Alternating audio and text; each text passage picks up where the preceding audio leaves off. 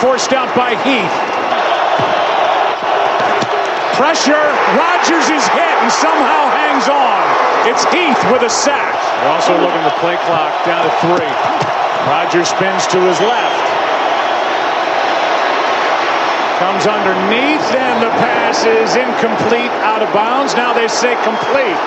The official, the second one came in and overruled the other, Jared Cook, and with 3 seconds left, the Packers are going to have a chance to win it. That is unbelievable. Unbelievable. The first official came down the sideline and said incomplete. The official from behind the play said the catch was good, and he was right. Wow, Jared Cook, he knows where he is, and he's able to keep his feet in. Now it's a 51-yard try to win it, but a timeout is taken before the kick. This to send the Packers into the NFC Championship game. It is good! The Packers are moving on! Aaron Rodgers has done it again! Welcome to Enough with the BS Podcast. This is your boy, Tyler Butler. Today is just me. No Josh Smith.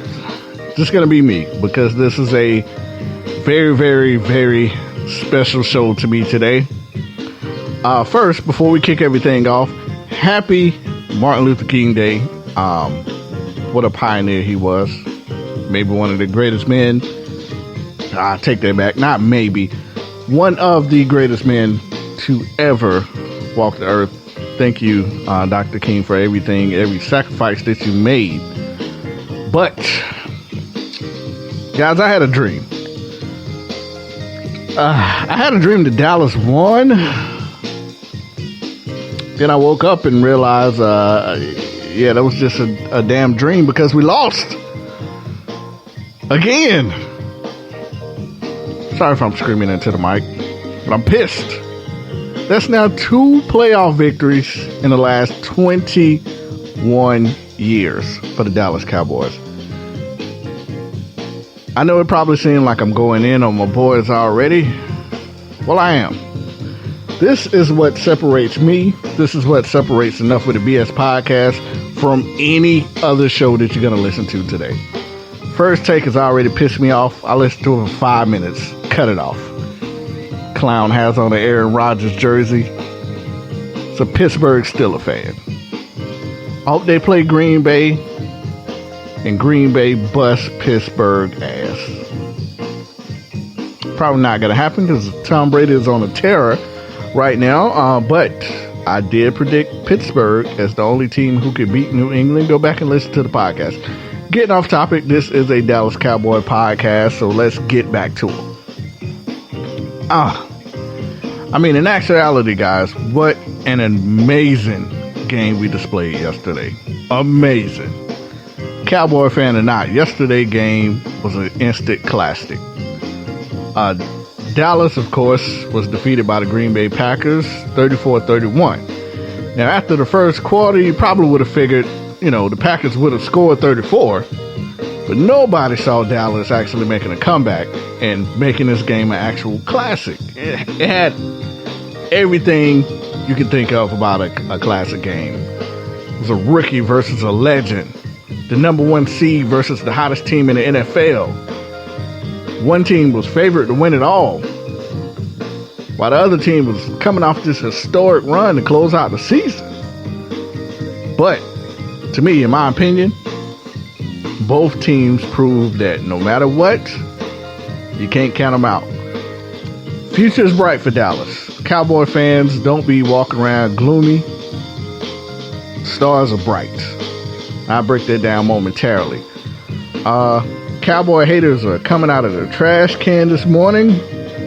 We are under attack. But you know what? Rightfully so.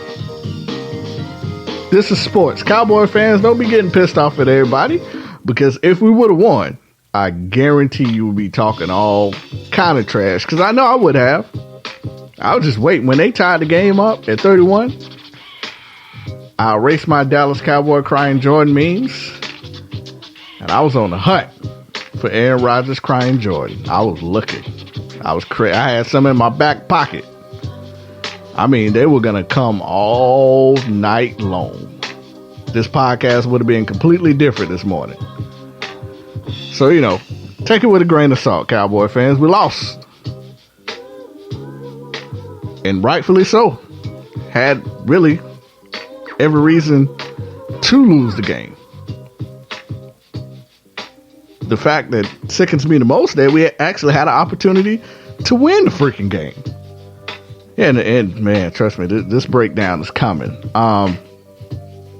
The players put it all out there offensively.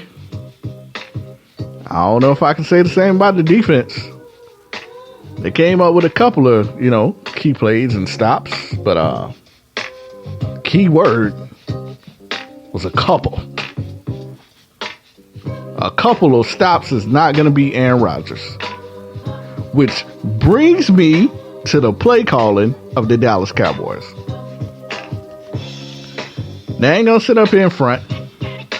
You guys, it's documented. Go back and listen to my podcast.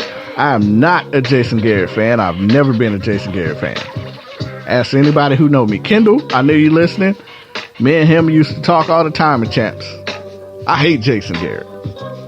Thought it should have been gone the year before last because last year, even though we lost all our quarterbacks, no way possible that team should have looked the way it did. That is not on a player. That is on coaching. The coaching job last season was horrendous. This year, we had a couple of better pieces in place, which helped. Now, I'm not taking away anything that the coaching did throughout the season. But yesterday's game and yesterday's flaws were coaching mistakes. Cowboy fans, if you're a real Cowboy fan, you know what I'm talking about. And yes, we are going to get into that right now. The number one, I repeat, the only option we had at beating the Green Bay Packers was to keep Aaron Rodgers off the field. How do you do that, Dallas Cowboys? You run the ball. As Herm always say, you play to win the game. How do you win that game? You run the ball. You continue to eat up time of possession. That's what we've been doing all season long. That's how we've been winning all the games all season long. Pound the rock, feed Zeke. Hell, you have McFadden on the bench. McFadden had 1,000 yards last year. If Zeke get tired, you bring in McFadden. If McFadden get tired, you got the wild card in Dunbar.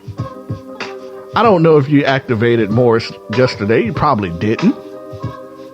You got a litany of running backs sent over there in Dallas. Run the damn ball. Keep Rodgers off the field. If you keep Rodgers off the field, that helps out that horrendous secondary we have. Yeah, I'm not just harping on them. Cowboy fans, calm down. I'm with you. I'm a Cowboy fan, but I am a realist to begin with. The Dallas Cowboy pass defense was ranked 26th in the NFL. It's been a problem all year long. I know injuries didn't help. Morris Claiborne went down earlier in the season. Skandrick was coming off an injury, continues to get injured. Carr is getting a little older in age. He's also talking about retirement.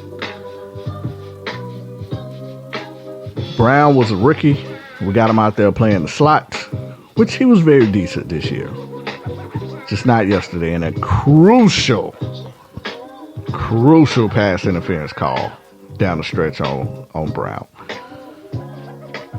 But with the lack of a pass rush and a suspect secondary, why does Zeke only have 10 carries in the first half? 10. Finished the game with 22. 10 carries in the first half. One key drive which drove me nuts. I was running around the living room. I'm not even going to go into that. Ugly story. On the opening drive, it was 3rd and 2. We elect to throw the ball. Settle for 3 points. What happened the next drive? Rodgers come down, drop 7. Once again, second drive, we again forget about Zeke Elliott. Drive cup short. What happens again? Rodgers comes down, drops 7 more. They ain't down 14-3. Now you're behind. So essentially, when you're playing catch up, you kind of eliminate the running game because now you need to score. You see your secondary cannot stop Aaron Rodgers. So you totally eliminate the run. Now you're down 21-3. 21-3. I absolutely thought the game was over. I was like, Green Bay is about to ring up 54 points. And then I thought, I thought long and hard. I said, okay, they did this against Philadelphia. Dallas defense has been doing this all year long. They'll make adjustments at half. We'll get back into this game. The offense is too potent. Jason Garrett cannot be that stupid to disregard the leading rusher in the NFL all game long. Eventually, Zeke would get his carries. We would get back into this game. And that happened for the most part. It just seems like what Dallas forgot was Green Bay has one of the greatest quarterbacks in NFL history on their team. Think about it, guys. He has a freaking wide receiver as a running back. His top targeted wide receiver is out the game. Out. Didn't even play. And he picked that secondary apart. Another adjustment that I have to give Green Bay, Dallas' biggest strength on the defense is their ability to substitute. Because the front four is not that strong. So it's more of a job by committee. You know, substitution's the key with the Dallas Cowboys. And they tried it once. And Rodgers, being the excellent quarterback that he is, caught it. And we got a penalty.